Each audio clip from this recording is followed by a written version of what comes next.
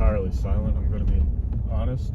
You know, it's not like I don't have things I want to talk about, but, you know,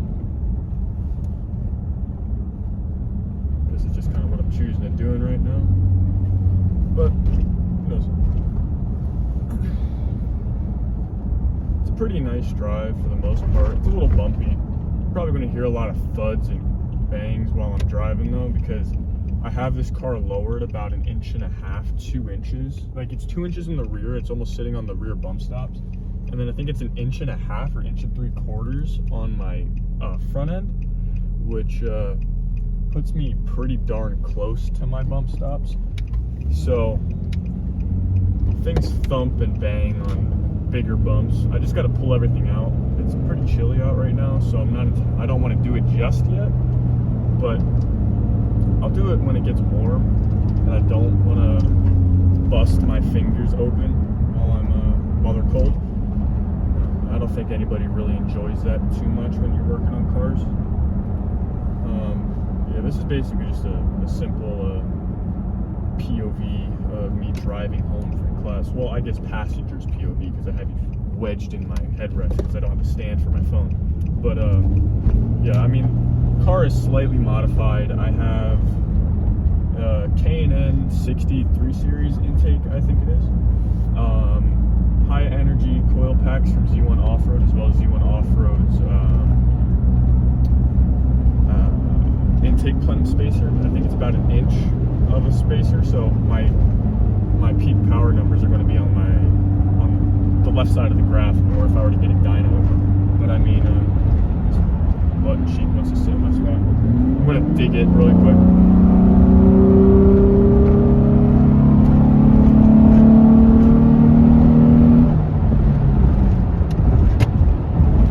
But yeah, you know,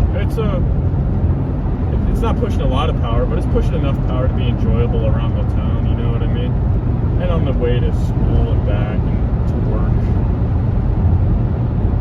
I do need to do a little bit more sound deadening in my doors though for my sound system, because my door cards do actually rattle quite a bit with the bass I have.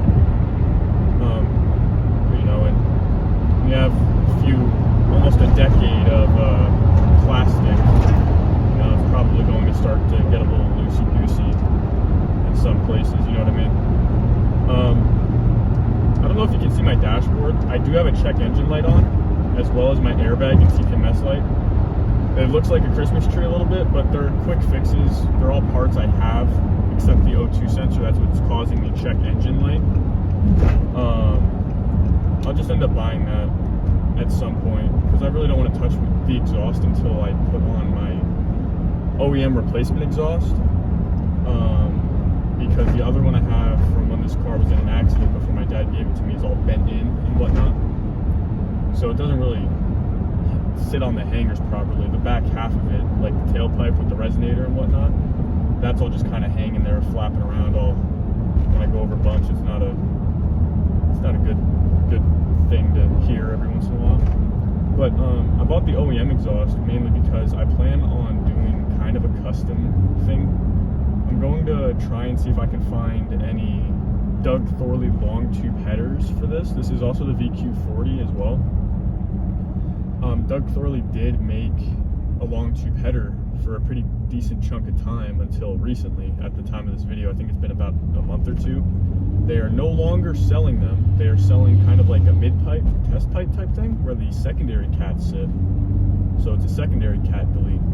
But I also really want the long tube headers because I want the high-end power. I've done basically everything that brings it to the lower, that brings my peak numbers to the left-hand side.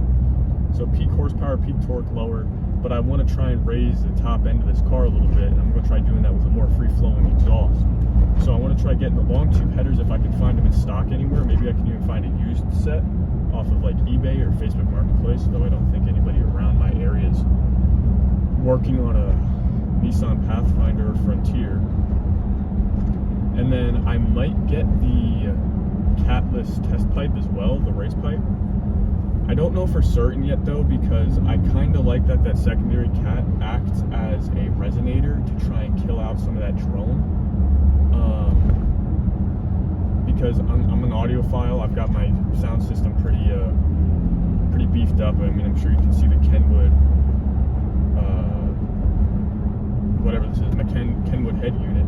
I've also got Kicker KS series door speakers. I plan on upgrading the tweeters. I'm just not entirely sure which ones I want to go with yet. But my door speakers have 2 tweeters built in with the woofer as well, so they're pretty beefy, and that's on the front and the rear. So they carry the top end pretty well.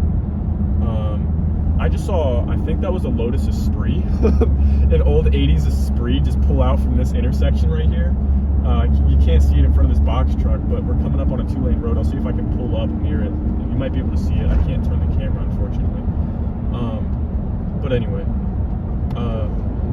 I kind of want the resonance, the cabin resonance, with this being an SUV and whatnot, down to a minimum.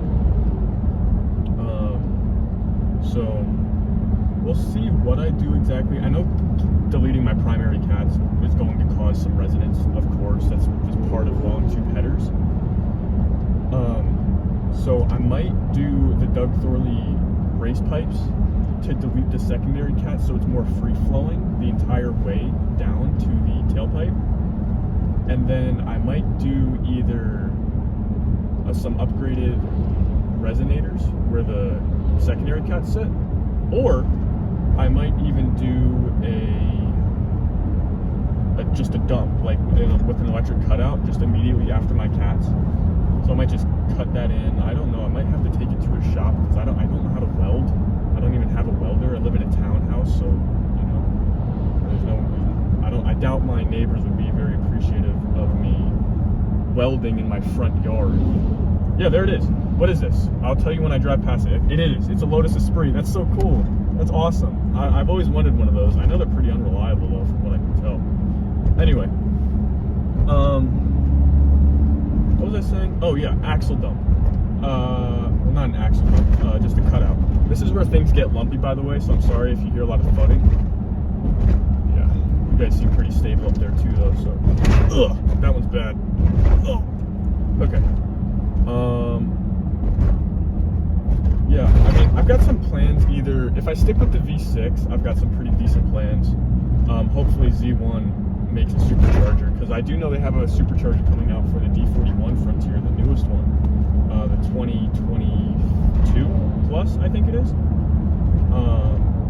They have a root style supercharger with a Stillen, I want to say it is, Stillen blower.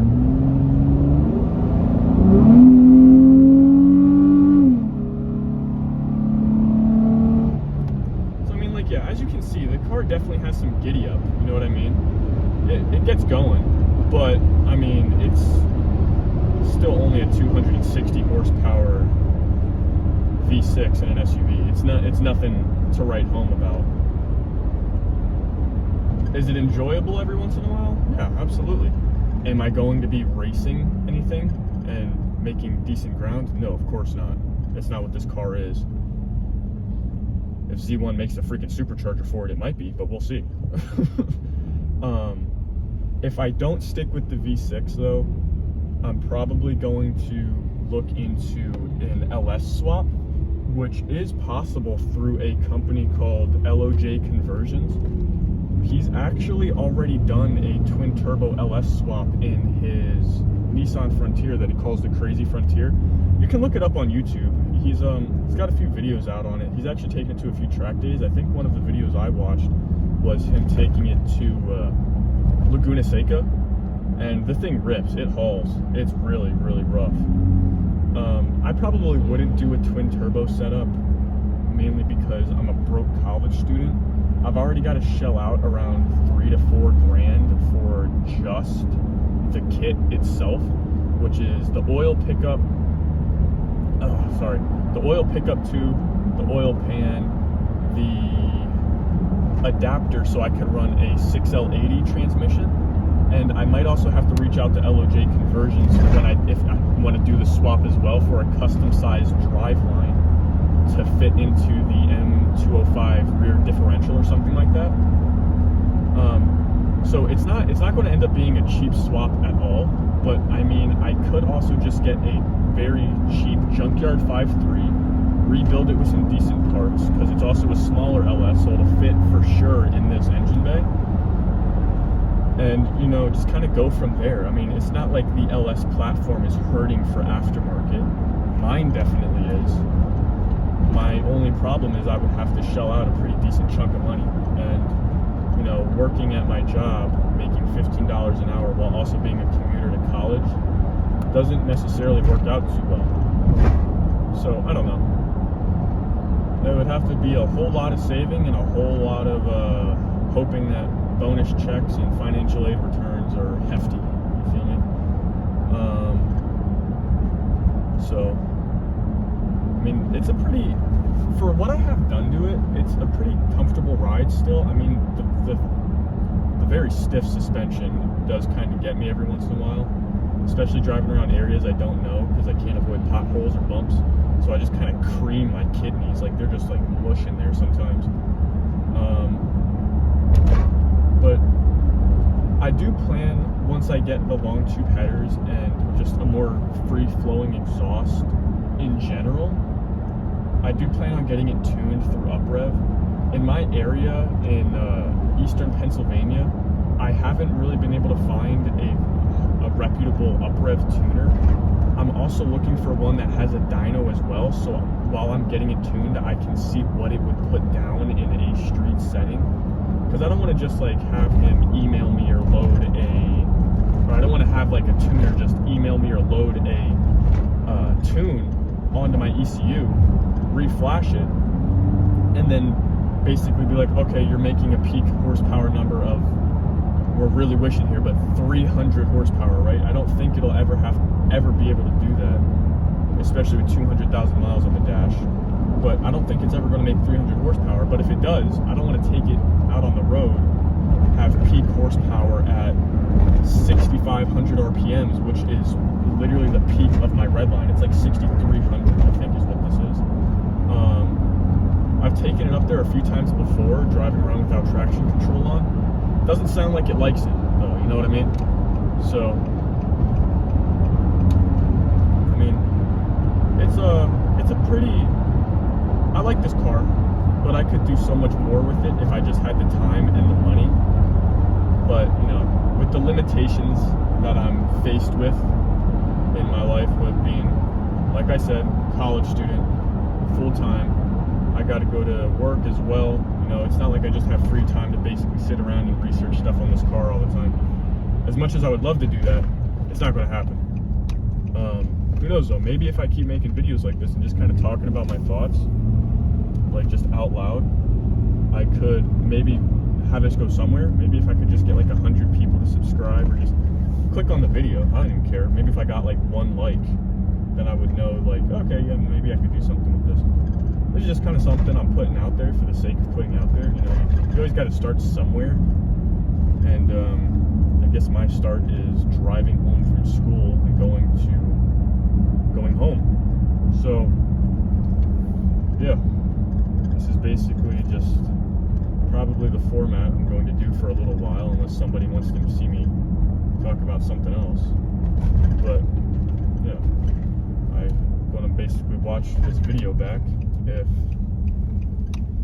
it seems somewhat decent to upload, then I'll upload it. If not, then this is probably going to sit in my camera roll and just kind of rot there until I decide to delete it. But who knows? We'll see what exactly happens. Yeah, later.